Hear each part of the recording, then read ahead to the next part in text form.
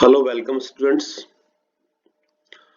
BSc Part 1, Paper 3rd, 3 dimensional geometry sphere नाम के chapter में हम आज हमारे जो लास्ट लेक्चर था उसी को कंटिन्यू कर रहे हैं, उसी कंसेप्ट को।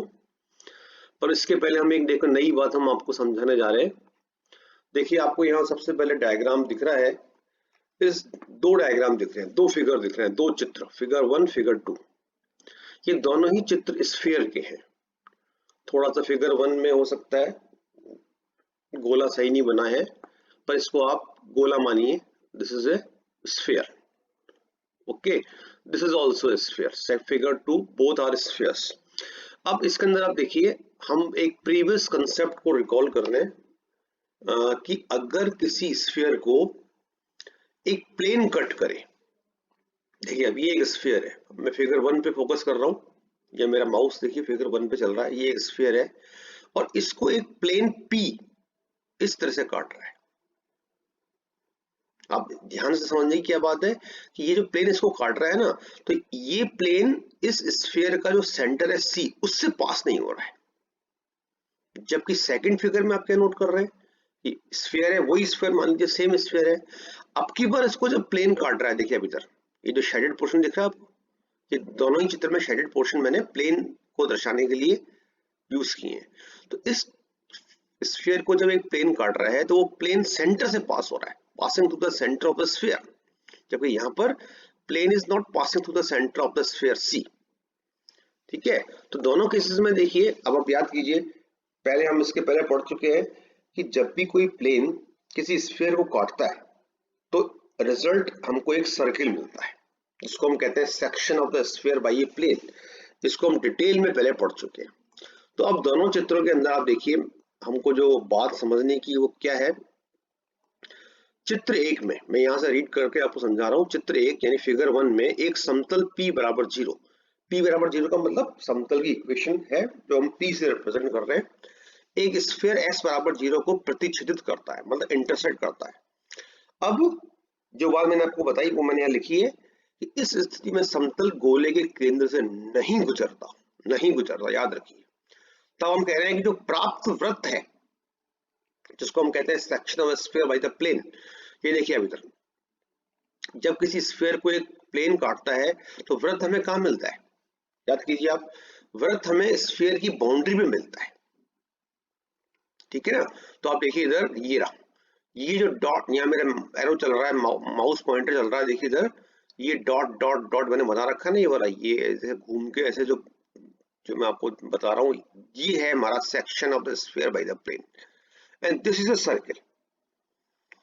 ये सर्किल स्फीयर की सरफेस पर है और ये सर्किल प्लेन का पार्ट है, यानी कि इस सर्किल का प्रत्येक बिंदु जो है वो स्फीयर को की इक्वेशन को भी संतुष्ट करेगा, एज वेल एज प्लेन की इक्वेशन को भी संतुष्ट करेगा।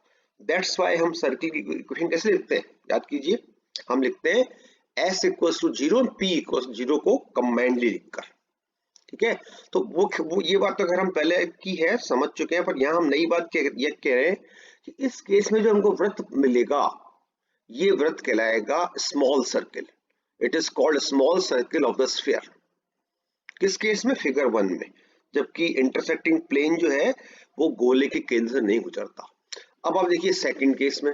सेकंड केस में मैंने हालांकि यहाँ पर दो प्लेन दर्शाए थे पहले, पर आप केवल एक को ही समझिए। देखिए ये वाला प्लेन जो इस तरह से शेडेड मैंने बता रखा है, ये C से पास हो रहा है।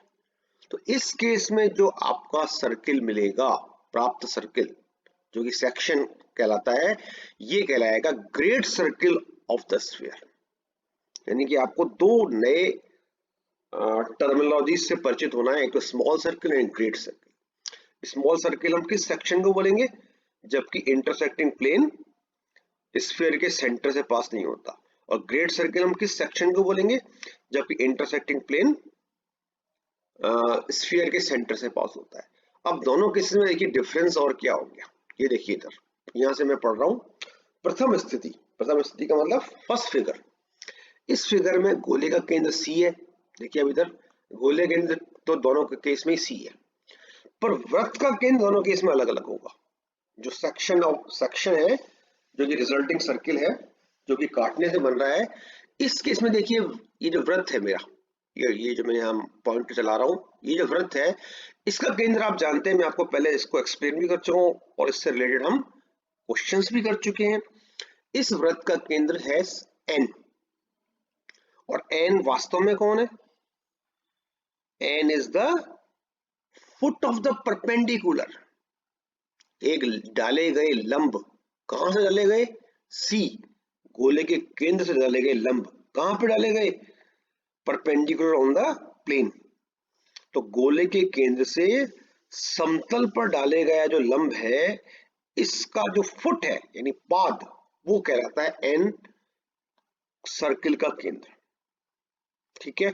और लेकिन इस केस में देखिए आप फिगर सेकंड में, इस केस में ऑब्वियसली बिल्कुल स्पष्ट रूप से जो मेरा ये सर्किल बन रहा है सेक्शन, इसका केंद्र सी है, क्योंकि आप सी से लंब डालोगे प्लेन पे तो लंब डलेगा ही नहीं, क्योंकि प्लेन भी वही है, सी भी वही है, सी इज ऑन द प्लेन।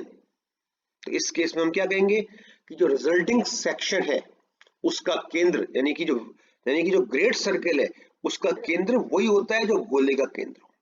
याद रखिएगा, दोनों केस में फिर अंतर बता रहा हूं। स्मॉल सर्किल में वृत्त का केंद्र गोले के केंद्र से डाले गए लंब का पाद होता है, जबकि ग्रेट सर्किल का केंद्र गोले का ही केंद्र होता है, यानी दोनों केंद्र समान होते हैं। फिर इसी तरह से हम दोनों केसेस में त्रिज्याओं को कंपेयर कर लेते हैं। देखिए अभी तक अगर मैं आपको यहां बोलूं कि ये जो मेरा स्मॉल सर्किल बन रहा है, इस स्मॉल सर्किल की रेडियस क्या होगी, तो आप याद कीजिए मैंने आपको इसका फॉर्मूला भी बता रखा है और इसका मैंने आपको क्वेश्चन भी बता रखा है। देखिए यहाँ लिखा है, देखिए वृत्त की त्रिज्या √r² माइनस p²। याद आ गया आपको?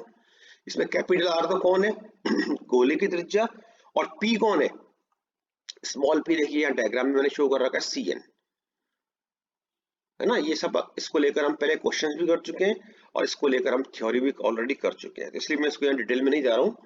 लेकिन अब आप यहाँ इस केस में देखिए, द्वितीय स्थिति में सेकंड केस में जो मेरा ग्रेट सर्किल है उसकी जो रेडियस होगी, देखिए अभी ये ग्रेट सर्किल है, इसकी रेडियस सी से सर्किल की सरकमफेरेंस तक की डिस्टेंस ये होगी, सी से यहां तक की डिस्टेंस, और ये डिस्टेंस और कोई नहीं बल्कि गोले की ही त्रिज्या है।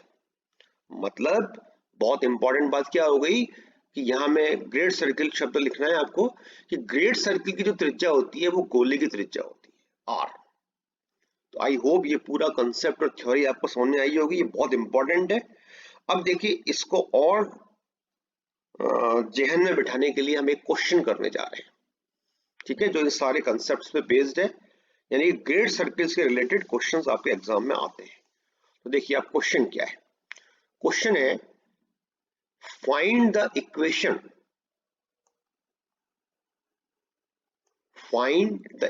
Of the sphere. उस गोले की त्रिज्या ज्ञात करो जो कि जिसके लिए कि ये जो सर्किल है ये ग्रेट सर्किल हो, having the following circle as a great circle. अब देखिए यहां सर्किल दिख रहा है आपको, बिल्कुल सर्किल की इक्वेशन दिख रही है आपको, बिल्कुल दिख रही है, क्योंकि हम बार बार आपको समझाते आए हैं कि सर्किल की इक्वेशन जो होती है वो s बराबर 0 और p बराबर 0 के से कंबाइंड वे से गिवन होती है। तो यहाँ पर मैंने जानबूझ के s और p को s1 और p1 ले लिया है, क्योंकि एक जो स्फीयर हमें फाइंड करना है उसको हम s लेंगे, ठीक है। तो ये s1 है और ये p है आपका। तो इन दोनों के इंटरसेक्शन से जो एक सर्किल बन रहा है वो देखिए यहां आपको शो कर रखा है मैंने डायग्राम में। ये डायग्राम पे आप फोकस कीजिए, ये देखिए ये डायग्राम है, ठीक है, ये सर्किल है। तो ये सर्किल S1 और P1, S1 is equal to 0 नामक गोले और P1 बराबर 0 नामक प्लेन को काटने से बन रहा है, ठीक है। और ये वो स्फीयर है जो इस सर्किल से पास हो रहा है, न केवल पास हो रहा है बल्कि अकॉर्डिंग टू क्वेश्चन ये जो सर्किल है ये सर्किल इस गोले का ग्रेट सर्किल है। तो आप बताइए ग्रेट सर्किल हम कैसे किसी स्फीयर का कैसे बनाते हैं?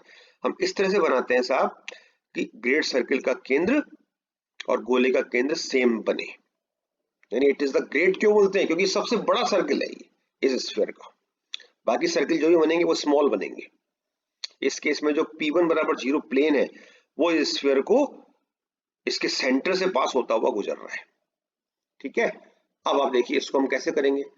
हमें यहाँ पर याद कीजिए, हमें s बराबर 0 की इक्वेशन फाइंड करनी है। s बराबर 0 मेरा अभीष्ट गोला है जो कि इस सर्किल से पास होता है, और ये सर्किल इस गोले के लिए ग्रेट सर्किल है। ठीक है, तो इस सर्किल से पास होने वाले किसी गोले की इक्वेशन के लिए मैं सूत्र कौन सा लगाऊंगा, देखिए इधर आप, ये वाला लगाऊंगा, s प्लस लैम्डा p बराबर 0, जहां मैंने अभी हाईलाइट किया है।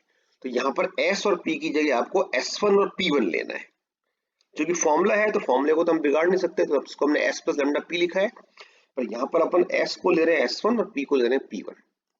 तो हम क्या कहेंगे, देखिए, इक्वेशन ऑफ द स्फीयर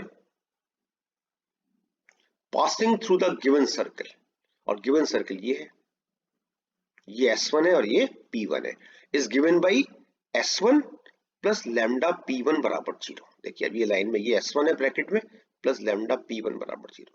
फिर मैंने क्या किया, फिर मैंने इसको मैंने अरेंज कर लिया, सिंप्लीफाई कर लिया। ठीक है, ये लैम्डा से अंदर मल्टीप्लाई कर लिया, और फिर ये -16 और -7 लैम्डा को मैंने कंबाइन करके लिख लिया यहाँ पर। आई थिंक थोड़ा सा यहाँ मिस्टेक हो गई है, ये माइनस साइन यहाँ कॉमन आना चाहिए, -7 लैम्डा प्लस 16, तो इसको आपको माइनस करना पड़ेगा शायद। ओके, इसको माइनस कर लीजिएगा। बाकी मतलब वे ऑफ सॉल्विंग में कोई डिफरेंस नहीं है। ये मेरा स्फीयर बन गया। अब मेरे को यहाँ कंसेप्ट क्या अप्लाई करना है कि ये जो स्फीयर है ये मेरा s बराबर 0 है, ये डायग्राम वाला। तो अगर ये वाला स्फीयर ये है तो कंसेप्ट क्या लगेगा कि इस स्फीयर का जो मेरा केंद्र है वो इस प्लेन की इक्वेशन को सेटिस्फाई करेगा। तो अब देखिए आप, अगर मैं मान के भी चलूं कि भाई सब यहाँ इस टर्म में यहाँ माइनस आना चाहिए, तो भी इसके केंद्र पे तो कोई अंतर पड़ेगा नहीं, तो यहाँ पर तो आपको माइनस करना ही है, नो डाउट। वो थोड़ा जल्दीबाजी में यहाँ प्लस कर दिया है मैंने। तो आप देखिए ये जो स्फीयर है, जो रिक्वायर्ड स्फीयर है, जो चित्र में s बराबर 0 से प्रदर्शित है, इसका केंद्र क्या होगा। तो याद कीजिए साहब, केंद्र कैसे निकलता है, किसी गोले की समीकरण से केंद्र कैसे निकलता है, आपको x y z के पदों पर अटैक करना है। अटैक करने का मतलब उन terms of x y z जो है वो आपको गोले का केंद्र निकाल के देती है। कैसे, आपको इस एक्स वाई जेड के जो कोफिशिएंट्स हैं इनमें 2 का डिवाइड लगाना है और साइन चेंज करना है। देखिए अब 2 लैम्डा में मैंने 2 का डिवाइड लगाया और साइन चेंज किया, तो इससे मुझे क्या मिला, माइनस लैम्डा। इसी प्रकार -3 लैम्डा पे 2 का डिवाइड लगाया और साइन चेंज किया तो क्या मिला, 3 लैम्डा बाई 2, और 6 लैम्डा पे 2 का डिवाइड लगाकर साइन चेंज किया तो -3 लैम्डा। ये आ गया इस गोले का केंद्र, जिसको मैंने नंबर 1 डाल रखा है। तो यहाँ देखिए मैं लिख भी रहा हूं, यहां से हम इसको समझते हैं कि स्फीयर 1, गोले 1 का केंद्र आ गया ये समतल की समीकरण को संतुष्ट करेगा, समतल P1 बराबर 0 की। कौन समतल, जो इस यहाँ शेडेड पोर्शन बना दीजिएगा आप, ये P1 बराबर 0 प्लेन को शो करेगा, और ये प्लेन वो है जो स्फीयर को काट रहा है। तो मैंने क्या किया साहब, इसके अंदर इस कोऑर्डिनेट को उठाकर P1 बराबर 0 की इक्वेशन ये रही, देखिए इधर आप, P1 बराबर 0, 2x minus 3y plus 6z minus 7 बराबर 0 में मैंने इसको पुट कर दिया। पुट करके जब मैंने इसको सॉल्व किया, देखिए अब इधर यहाँ पर इसको पुट किया है हमने, ये देखिए इधर, ये 2 इंटू एक्स की जगह माइनस लैम्डा, -3 इंटू वाई की जगह 3 lambda by 2, plus 6 into Z की जगह -3 लैम्डा, -7 बराबर 0। और फिर इसको मैंने आगे नॉर्मल हमारे इक्वेशन के मेथड से इसको सॉल्व किया, 1 वेरिएबल की इक्वेशन बन गई है, और इससे लैम्डा की वैल्यू आ गई मेरे पास -2/7। अब ये जो वैल्यू है -2/7 मैं उठा के इसमें पुट कर दूंगा। ठीक है, तो जब मैंने इसको इसमें पुट किया इक्वेशन नंबर 1, तो यहाँ पर बस सिर्फ अंतर क्या आएगा आपको इक्वेशन में कि यहाँ पर आपको +14 की जगह -14 करना पड़ेगा। तो ये हमने ऊपर देख ही लिया ना भाई, यहाँ एक साइन में डिफरेंस आ गया है बाय मिस्टेक, तो यहाँ -14 करके, और फिर नेक्स्ट काम और हम चाहें तो कर सकते हैं कि इस इक्वेशन को हम पूरी इक्वेशन को मल्टीप्लाई कर दें, किससे, बाई 7 से, क्योंकि यहाँ नीचे तीनों टर्म्स में 7 7 7 आ रहा है। तो जब हमने इसको 7 7 से मल्टीप्लाई किया तो 7 यहाँ आपके कंबाइंडली यहाँ ये करना ऑप्शनल है, जरूरी नहीं है। तो ये इक्वेशन में बस फिर लास्ट में यहाँ पर आपको माइनस करना है, -98 बराबर 0। तो ये आपकी क्या बन गई, equation of the required sphere. तो आई होप कि ये जो फॉर्म हमने किया है ग्रेड सर्कल वाला क्वेश्चन, ये आपके एग्जाम्स में इस तरह क्वेश्चन आते हैं, तो आपको ये क्वेश्चन अच्छी तरह समझ में आया होगा। और इसके रिगार्डिंग अब और क्वेश्चंस भी आप बुक्स को देख के करेंगे, और फिर हम नेक्स्ट चैप्टर में हम नई एक्सरसाइज शुरू करेंगे। ठीक है, तो आपको ध्यान से इसको साथ के साथ करते जाना है। ठीक है, तो आज हमने क्या पढ़ा कि ग्रेड सर्कल क्या होता है, स्मॉल सर्कल क्या होता है, ग्रेड सर्कल के केस में कौन कौन से कंसेप्ट लागू होते हैं, वो देखिए इस पूरे पेज को आप 2-3 बार पढ़ना और इसको आप अपनी नोट्स में उसको नोट डाउन भी कर लेना। ठीक है, तो आई होप कि आपको समझ में आया होगा। Thank you very much.